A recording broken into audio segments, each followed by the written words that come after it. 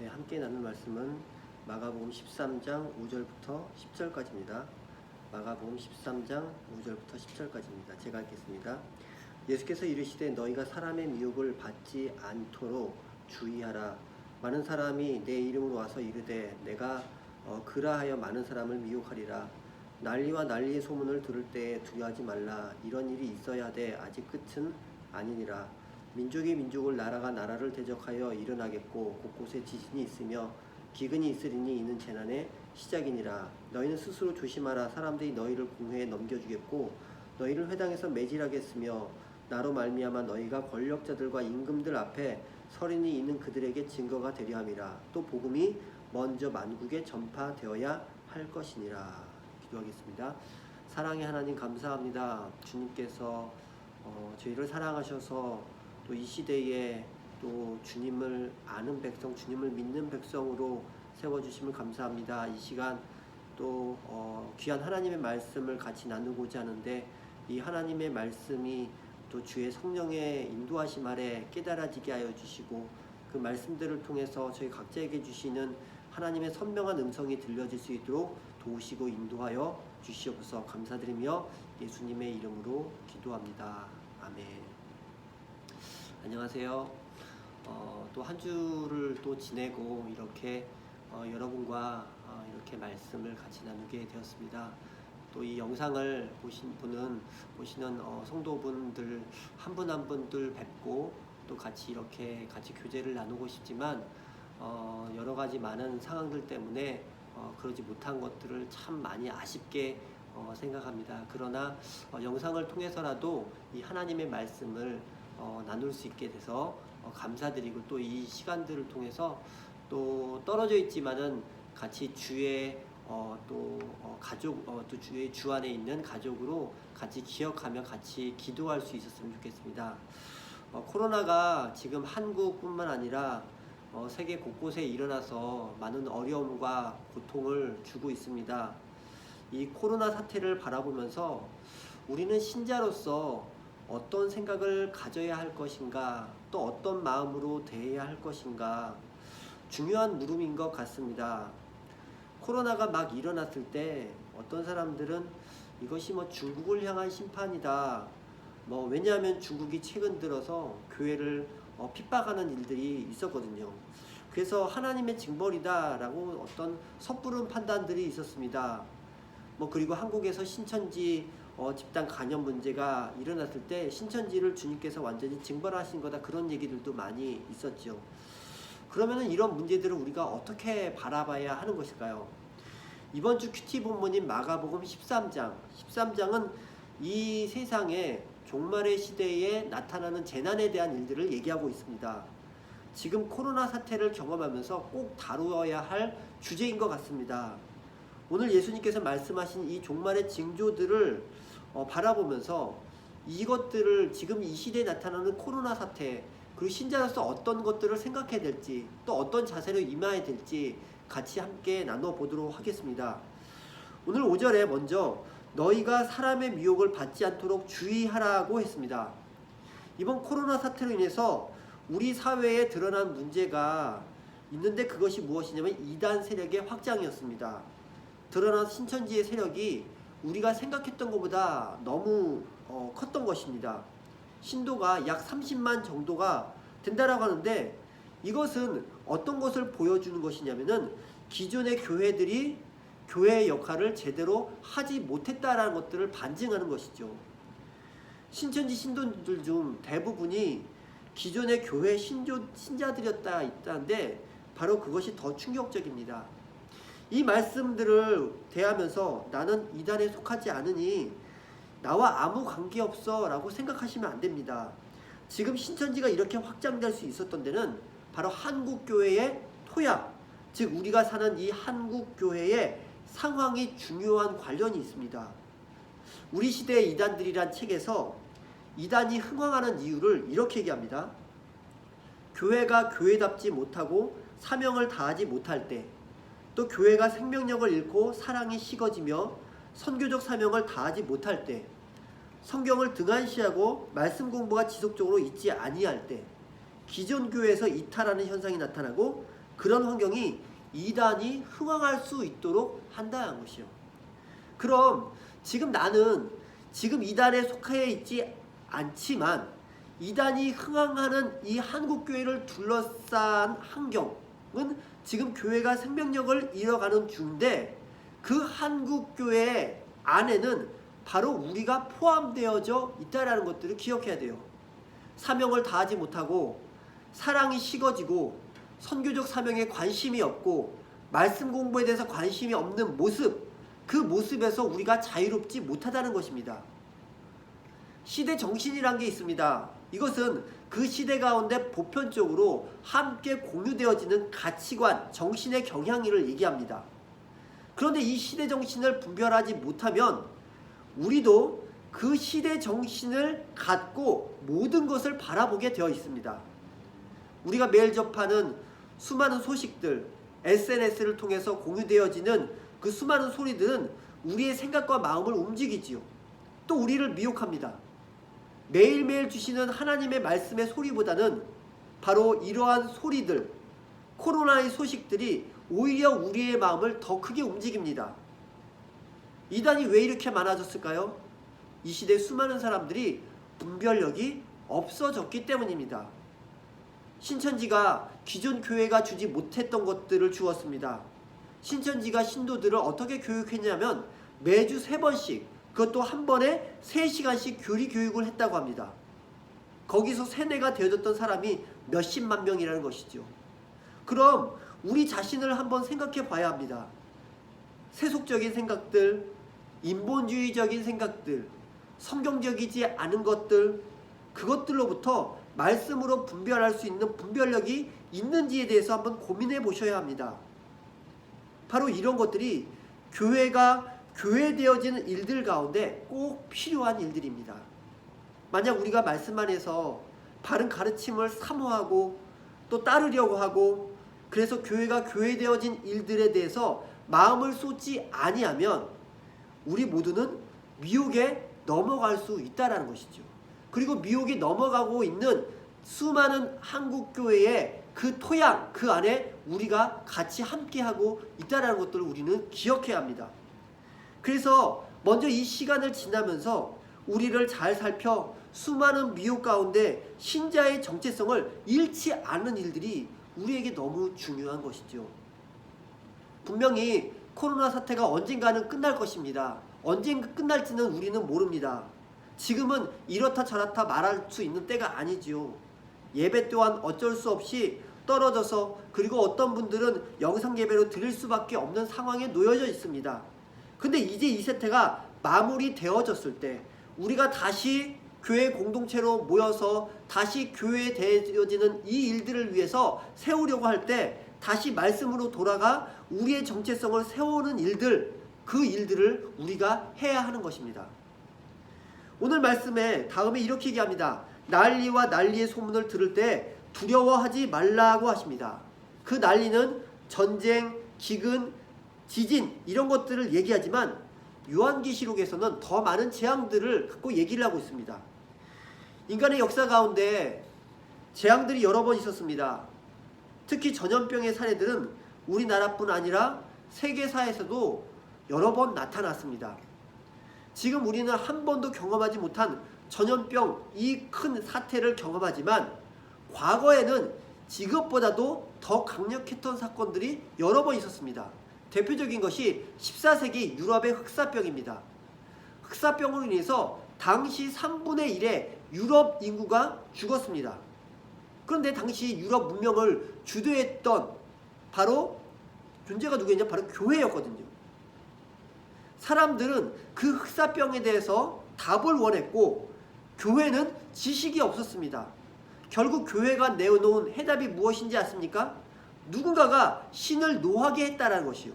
그리고 그 별로 역병이 시작되었다라는 것입니다. 그 흑사병의 이유를 하나님께서 특정한 집단의 죄 때문에 노하셔서 이 흑사병을 일으켰다고 바로 교회가 답을 내놓은 것입니다. 그래서 중세교회는 이교도 유대인들을 그 원인으로 돌렸습니다. 그래서 신의 분노를 빙자해서 그 특정한 집단을 혐오하기 시작했습니다. 그럼 그 사회가 어떻게 되었을까요? 혐오하며 서로 믿지 못하는 그런 사회가 되어졌는데, 바로 이 흑사병이 끝나고 나서도 그 사회는 바로 이런 분위기 가운데 있었는데, 이것을 교회가 조장하게 된 것이에요. 또 그 질병을 하나님의 심판으로 여겼습니다. 이런 인식이 가져온 다른 결과가 무엇이냐면은 자의적으로 보상하려고 하는 행위가 나타났던 것이요. 뭐냐면은 자신의 모든 것을 기꺼이 교회에 바침으로써 보상과 위안을 얻고자 했습니다. 그래서 자신의 모든 것들을 바침으로써 그 심판으로 보상받고자 했던 것이에요. 또 다른 방식이 뭐였냐면 고행이었어요. 뭐냐면은 이 질병이 하나님이 내리신 형벌이라고 여겼던 사람들은 자기 몸에 채찍질을 가한 것이죠. 그래서 그것들을 통해서 하나님의 진노를 가라앉히려 했습니다. 이 또한 일종의 보상 심리였던 것입니다. 이들은 최소한 낮에 2번, 밤에 1번씩 자신의 옷을 벗고 자신의 몸에 채찍을 가했습니다. 어떻게 이렇게 무식한 행동을 할 수 있을까, 그렇게 생각하시죠. 근데 이런 사람이 가장 많았을 때는 약 80만 명에 달했다는 것이요. 결과적으로 교회가 잘못 해석했던 그런 엄청난 사례들입니다. 그래서 그것으로 인해서 교회의 권위가 떨어졌던 계기가 되었던 것입니다. 코로나가 맨 처음 일어났을 때 그것을 갖고 중국을 향한 하나님의 진노, 하나님의 징벌이다, 그런 설교들이 나오곤 했습니다. 그런데 지금의 상태를 보십시오. 오히려 유럽, 미국의 확진자가 더 많아지게 됐습니다. 그런 이것들을 어떻게 설명할 수 있을까요? 이런 전염병 같은 재난을 어떤 특정 대상의 죄에 대한 하나님의 심판으로 단순하게 이렇게 판단할 경우에는 그것은 문제가 될 수 있다라는 것입니다. 우리는 이런 재앙을 대할 때 하나님께서 진노하셔서 벌을 주시고 보복하신다라고 이해하기가 쉽습니다. 그러면 이것에 대해서 신구약 성경을 바로 이해하는 일들이 필요합니다. 먼저 구약에 나타난 심판을 우리가 어떻게 이해해야 할까요? 구약에는 유난히 심판 사건들이 많이 있습니다. 하나님께서 불순종한 자들을 주님께서 심판을 하셔서 바로 그들이 죽기도 하고 멸망도 당하기도 합니다. 근데 그에 비해서 신약에서는 심판 사건이 그렇게 많이 나오지 않죠. 거의 나타나지 않습니다. 그래서 신구약을 통전적으로 이해하지 않으면 무슨 얘기가 나오냐면은 구약의 하나님은 심판하시는 하나님, 또 신약의 하나님은 사랑의 하나님, 그래서 구약과 신약의 하나님 다른 하나님이다, 그렇게 얘기하기까지 합니다. 그럼 우리는 이것을 어떻게 이해해야 하느냐? 구약에서 나타나는 심판 사건은 바로 신구약에서 어떤 역할을 하냐면 마지막, 즉 예수 그리스도가 이 땅에 다시 오실 그날에 일어날 사건, 즉 영원한 심판 사건을 미리 보여주는 역할을 합니다. 선취적 역할이라는 것이죠. 그것을 통해서 영원한 심판 사건이 어떠한지를 보여주는 역할을 한다는 것이요. 그런데 구약에 비해서 신약에서는 그러한 심판 사건이 나오지 않는데, 그것은 왜냐하면 예수 그리스도께서 종말에 일어날 심판을 십자가에서 미리 받으셨기 때문입니다. 그럼 십자가 사건을 기점으로 구약과 신약의 심판 사건에 대한 이해가 달라지는 것이죠. 예수 그리스도가 오시기 전에 구약 시대에 저주하고 파멸시키시는 그 심판은 예수 그리스도의 십자가 사건으로 말미암아서 이제는 신자에게 나타나지 않는다라는 것입니다. 신자가 뭔가 잘못해서 주님께서 그것에 대해서 저주를 내리거나 벌하시는 그런 의미로 심판을 하시지는 않는다는 것이죠. 그럼 신약 시대에 우리가 받는 심판은 무엇이냐? 그것은 징계의 의미를 갖고 있습니다. 마치 사랑하는 자식을 회초리를 들어 회개하도록 하시는 아버지의 사랑이 담긴 행위입니다. 그래서 신약 시대에 살아가는 우리가 구약의 심판 메시지를 읽을 때 주의를 해야 하는 것이죠. 그럼 요한계시록에 나오는 심판은 어떻게 이해해야 할까요? 요한계시록에서 우리는 몇 달 전에 보았지만 인심판, 나팔심판, 대접심판들을 보았습니다. 그 중에 인심판 중에 4번째 심판이 있어요. 그 심판이 바로 청황색 말을 통한 심판입니다. 이것은 무엇을 의미하냐면은 바로 칼, 기근, 사나운 짐승, 전염병 같은 재앙을 통해서 이 땅을 심판하신다는 거예요. 이러한 심판이 언제 있느냐면은 종말에 있을 것이다 이것입니다. 그래서 오늘 본문의 8절에 민족이 민족을 나라가 나라를 대적하여 일어나겠고 곳곳에 지진이 있으며 기근이 있으리니 이는 재난의 시작이니라. 그럼 여기서 우리는 질문을 해봐야 됩니다. 종말은 도대체 언제냐라는 것이죠. 이 종말이라고 할 때 예수님께서 이 땅에 재림하실 그때쯤, 지금은 아니고 바로 종말이란 것이 우리는 흔히 예수님께서 오실 그때쯤이라고 생각합니다. 그런데 종말은 그것이 아닙니다. 성경에서 말하는 종말은 예수님께서 이 땅에 처음 오신 날부터 시작해서 다시 오실 그날 사이, 그 기간을 종말이라고 표현합니다. 이것을 먼저 이해해야 합니다. 그럼 예수님께서 이 땅에 처음 오신 날부터 시작해서 예수님께서 다시 오실 그날까지 어떤 일들이 일어나냐면 이런 재앙들이 끊임없이 일어난다는 것이요. 과거에도 있었고 현재도 있고 예수님이 오실 그날까지 있는다라는 것이에요. 그런데 요한계시록에서 인심판과 나팔심판과 대적심판을 통해서 볼 수 있는 그 심판의 특징이 있습니다. 그 특징이 뭐냐면은 이 심판 시리즈들이 여러 가지가 있는데 시간의 순서에 따라 기록된 것이 아니란 것이에요. 초림부터 재림까지 심판은 점진적으로 계속 진행된다는 것입니다. 다시 말해서 이 역사의 이 시간 가운데 현재적인 나타나는 모든 사건들이 점진적으로 계속적으로 진행되어지고 있다는 것이죠. 그런데 이 내용이 아주 유사해요. 과거의 사건과 현재의 사건, 미래의 사건이 아주 유사합니다. 그리고 좀 더 보강되고 강화된다는 것이요. 과거에도 비슷한 심판이 있었습니다. 코로나 전염병 같은 비슷한 재앙이 예전에도 있었어요. 그런데 갈수록 더 강화되고 더 자주 나타난다라는 것이죠. 그리고 또 하나의 특징이 있는데 일곱 인심판, 일곱 대점심판은 마지막 심판이 나타나기 전에 좀 막간에 쉬었다 가는 간격이 있습니다. 그런데 일곱 대접심판은 마지막에 심판이 한꺼번에 쏟아지듯이 나타납니다. 이것은 마지막에 가서는 주님께서 더 이상 기다리시지 않고 한꺼번에 멸망시키신다라는 것들을 보여주죠. 이게 요한계시록에 나타난 심판의 특징들입니다. 그럼 지금 코로나 사태를 바라보면서 이런 관점에서 보면서 예수님께서 오시기 전까지 나타나는 재앙들의 하나로 봐야 한다는 것이죠. 그런데 이 심판을 우리가 구약시대의 심판과 같이 특정한 죄에 대해서 또 특정한 대상에게 주님께서 저주하시고 벌하시는 심판으로 이해하면 안 된다는 것입니다. 코로나와 같은 재난의 원인에 대해서 학자들이 논의하고 있지만 대부분의 학자들은 이것을 인간의 무한정한 탐욕을 근본 원인으로 보고 있습니다. 인간의 탐욕으로 지키고 가꾸어야 할 생태계가 심각하게 파괴되고 있고 이로 인해서 야생동물, 인간의 접촉이 많아지면서 변종 바이러스가 형성 전파되고 있다는 것이요. 그럼 이 코로나 사태는요, 마지막 심판에 이르기 전에 하나님이 인류를 향해서 주시는 경고로 봐야 한다는 것입니다. 하나님 대신 탐욕을 쫓고 있는 우리 개인과 사회를 향하신 하나님의 경고라는 것이죠. 지진, 기근, 전쟁, 그리고 전염병과 같은 이 경고음은 지난 2000년 동안 계속적으로 반복되고 있고 심화되고 있고 전 세계적으로 확장되어지고 있습니다. 이것이 계시록의 일곱 인심판, 일곱 나팔심판, 일곱 대점심판이 경고하는 내용입니다.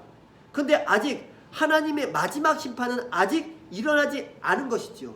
그것은 아직 주님은 우리에게 지금 은혜의 기회를 주시고 있다는 것입니다. 하나님께서 이런 이해할 수 없는 재난들을 인류에게 주시는 것은 우리가 그분에게로 돌아갈 기회와 여지를 준다라는 것들을 보여주는 거예요. 아직 진짜 심판이 임한 것이 아닙니다.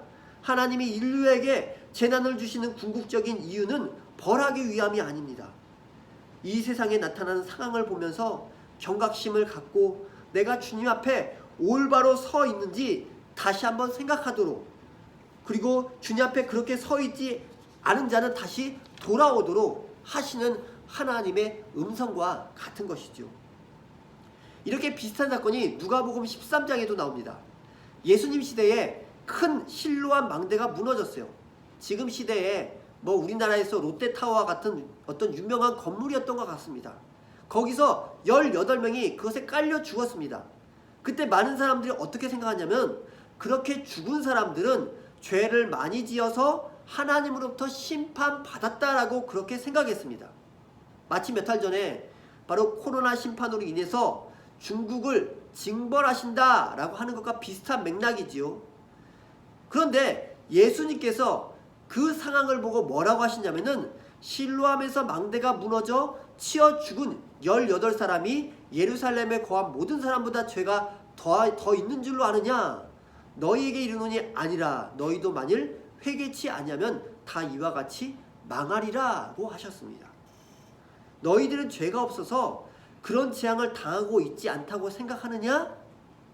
아직 주님께서 마지막 심판, 곧 우주적 심판을 잠시 유보하고 계실 때 너희들은 깨닫고 돌아오라고 하는 것이죠.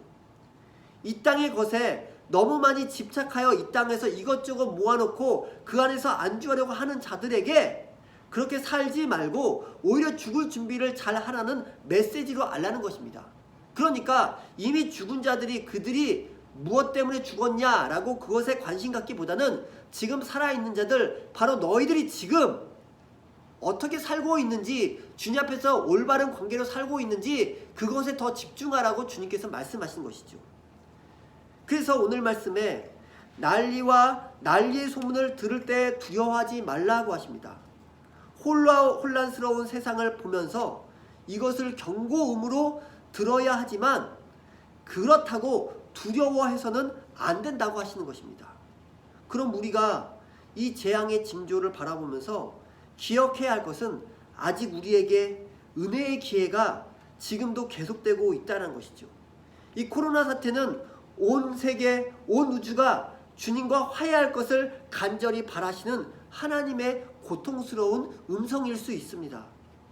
그래서 우리는 이 코로나가 누구를 향한 재앙이니 아니면 누구 탓이니 하면서 나는 코로나로 인해서 아직 고통을 당하고 있지 않으니까 나는 아무 문제도 없는 것처럼, 나는 아주 잘 사는 것처럼 생각하지 말아야 한다는 것입니다. 오히려 이 시간 가운데서 자기 자신을 잘 돌아보아 주님과의 관계에 마음을 기울이는 것이 더 필요하다는 것이죠. 두려워하지 말아야 하는 이유에 대해서 다음에 이렇게 얘기합니다. 이것이 끝이 아니다라는 것입니다. 우리는 코로나 사태가 시작되면서 우리의 삶의 패턴이 바뀌었습니다. 좀만 견디면 좀 나아지겠지라고 했는데 생각보다 그 시간들이 길어지고 있습니다. 또 불안한 마음이 조금씩 들기도 합니다. 앞으로 이것으로 인해서 경제적인 타격이 더 커질 것 같습니다. 또 일자리를 잃은 사람들이 더 많아질 것 같습니다. 가정에서는 가정대로, 또 직장에서는 직장대로, 집에서 아이를 돌보는 엄마는 엄마대로, 또 가정 생계를 책임지는 아빠는 아빠대로 고통이 심해지고 있습니다. 그런데 우리가 염려하는 것이 무엇입니까? 코로나에 걸리는 게 두려울까요? 일자리를 잃는 게 두려울까요? 아니면 이 모든 사회 분위기가 두렵습니까? 그 두려움의 이유는 바로 이러다가 뭔가 끝나면 어떡하지? 좀 과장되게 말해서 이러다가 모든 것이 다 끝나면 어떡하지? 하는 생각까지 들기도 합니다. 근데 분명히 기억해야 할 것은, 이렇게 재난이 더 강해지는 것은 이것으로 인해서 우리의 모든 삶이 완전히 끝나게 하기 위함이 아니란 것이에요. 끝이 아니란 것입니다. 우리가 종말이라는 것을 잘 이해해야 됩니다. 종말은 이 세상이 다 멸망돼 다 끝나는 그 시점이 아니라고 했어요. 종말은 이미 시작이 되었고 어디를 향해 가고 있냐면 예수 그리스도의 재림을 향해 가고 있다는 것입니다. 지금 여러 재난들이 일어나고 있는 것은 예수님의 오실 그날을 위해서 예수님께서 지금 일하시고 있는 중이라는 것입니다. 주님은 온 우주가 바로 주님과 화해할 것을 간절히 더 기대하고 있는 것입니다. 그래서 10절에 또 복음이 먼저 만국에 전파되어야 할 것이니라. 종말에 일어날 일을 복음 전파, 즉 주님과 관계 회복을 관련시키시는 거예요. 그래서 이 재난 사건들을 바라보면서 우리는 단지 두려움으로 대하면 안 됩니다. 그래서 신자들은요, 예수 그리스도의 재림을 기다리면서 이 재난 사건을 바라보면서 두려움으로 기다리지 않습니다. 만약 두려움으로 기다린다라면은 이 세상에 믿지 않는 자들과 결코 다를 것이 없다라는 것이죠. 예수님의 하나님 나라 완성을 기대하며 기다립니다. 그럼 우리는 종말을 바라보는 관점을 교정해야 됩니다. 지금 재난을 바라보는 관점을 교정해야 됩니다. 만약 그것들을 바라보면서 단지 두려워한다면은 우리는 지금 이 세상의 소식에 미혹되고 있다는 것이죠. 마지막 때의 징조가 나타난다고 해서 그것이 우리에게 두려움이 돼서는 안 된다라는 것입니다. 오히려 우리는 예수님의 다시 오실 그날을 위해서 내가 어떻게 준비하고 있는지를 다시 생각해 봐야 합니다. 만약 여러분께 예수님께서 이 땅에 빨리 오셨으면 좋겠습니까? 라고 물으신다면 여러분은 어떻게 대답하시겠습니까? 저는 만약 이 질문을 하신다면은 저는 예수님께서 아직 빨리 오시지 않았으면 좋겠습니다 라고 얘기하고 싶습니다. 왜냐하면 아직 이 땅에서 주님을 위해 한 일이 별로 없기 때문입니다. 우리의 인생을 마무리하고 이제 우리가 주님을 만났을 때 주님께서 우리의 인생을 바라보시면서 무슨 말씀을 하실까요? 지금 이렇게 재난을 바라보면서 우리가 어쩌면은 우리의 마지막 때를 한번 생각해 볼 수 있는데, 우리의 마지막 때가 되어서 주님과 이렇게 만났을 때 주님께서 지금 살고 있는 내 모습을 바라보면서, 지금 살고 있는 내 인생의 모습을 바라보면서 주님께서 무슨 말씀을 하실까요? 저는 이 세상에서 주님 위에 정말 충성스럽게 더 일하다가 주님 만났으면 좋겠습니다. 그래서 지금 오히려 이 코로나 사태를 통해서 주님께서 주신 이 시간, 아직 주님께서 마지막 심판을 우리에게 하시지 않고 우리에게 은혜의 시간을 아직 허락하셔서 예배드릴 수 있고, 또 교회에서 같이 모일 수 있고, 공동체로서 교회를 한 주님 앞에 섬길 수 있는 이 시간을 우리에게 아직 주셨는데, 이 시간 가운데 내가 주님 앞에서 충성스럽게 살고 있는지를 다시 볼 수 있는 기회로 하나님께서 주신 것입니다. 그러면 이 세상에서 주님 위에 더 충성스럽게 일하다가 주님 만났으면 좋겠습니다 라고 하는 대답이 우리에게 있어야 하는 것이죠. 그래서 우리는 이 시간을 지내면서 두려워하기보다는 우리를 다시 되돌아보는 시간으로 삼아야 합니다. 주님이 우리에게 원하시는 것은 두려움이 아니라 우리 자신을 다시 되돌아보아 주님 앞에 다시 충성스럽게 서는 그것입니다. 충성스럽게 살아서, 그래서 주님께서 우리에게 다시 만날 그날을 바로 준비하는 저와 여러분이 되어지길 주님의 이름으로 축원드립니다. 같이 이 시간 기도하겠습니다. 이 시간 기도할 때 코로나 사태를 또 맞으면서 많은 어려움들이 있습니다. 두려움들도 있고 불안함도 있고, 또 그리고 여러 가지 많은 삶들 가운데 답답함이 있어서 또 주님 앞에서 불평하는 모습들도 있을 수 있습니다. 근데 우리가 이 시간을 바라보면서 주님, 내 모습을 다시 되돌아봅니다. 또 그리고 이 시간 가운데 정말로 주님 나라를 기다리면서 또 사모하면서 살고 있는지 다시 한번 되돌아보길 원합니다. 하나님, 주님께서 저희들을 되돌아보게 하여 주시고 이 시간 다시 한번 저희들 가운데 주님 앞에 더 나가 주님을 더 붙잡는 시간들이 되어지게 하여 주시옵소서. 같이 이 시간 주님 앞에 함께 기도하겠습니다. 하나님 감사합니다. 하나님께서 또 저희들에게 마가복음 13장 말씀을 통해서 이 재난이 임하는 이때에 우리들이 어떻게 살아야 할지를 다시 한번 알게 하심을, 깨닫게 하심을 감사합니다. 아버지 하나님, 재난이 점점 많아질 때에, 재앙이 올 때에 우리는 때로는 그 가운데서 또 두려워함으로 이 세상에 많은 사람들과 같이 그렇게 미혹당하며 살고 있는지 않는지 다시 한번 되돌아봅니다. 아버지 하나님, 주님께서 저희들의 마음을 깨우셔서 아버지 하나님, 이 시간 가운데 저희들을 다시 되돌아보게 하여 주시며 아버지, 두려워하는 마음이 아니라 주님을 향해서 주님께서 아버지 그 하나님 나라를 예비하시고 준비하시는 그 날을 향해서 저희들이 이 땅에서 충성스럽게 살아가게 하여 주시옵소서. 아버지 하나님, 한국교회에 수많은 이단들이 흥왕해지고 아버지 그 토양 가운데 저희들이 살고 있는데 아버지 저희들이 말씀을 게을리하며 또 아버지 하나님 주님께서 주신 사명들을 게을리하고 그래서 선교적 사명들을 내버린 채 아버지 그렇게 살고 있지는 않는지 모르겠습니다. 아버지 하나님, 저희들이 다시금 아버지 이 시간을 통해서 저희들을 되돌아보게 하여 주시며 그래서 이 코로나 사태가 맞춰졌을 때 저희들이 다시금 아버지 하나님 주의 안에서 신자로서 또 교회가 더 교회되어지기 위해서 주님 앞에서 아버지 결단할 수 있는 저희들 되어지게 하여 주시옵소서. 그랬을 때 주님께서 우리에게 주실 아버지 놀라운 아버지 하나님 그 은혜가 우리 교회 모든 성도들 가운데 우리 교회 가운데 임하여서 도우시고 인도하여 주시옵소서. 이제는 우리 주 예수 그리스도의 은혜와 우리 아버지 하나님의 무한하신 사랑과 성령님의 감화 감동 교통 충만하신 은총이 주의 말씀을 듣고 주의 말씀 가운데 더 견고하게 서길 원하는 주의 모든 백성의 머리 위에 이제부터 영원토록 함께 있을지어다. 아멘.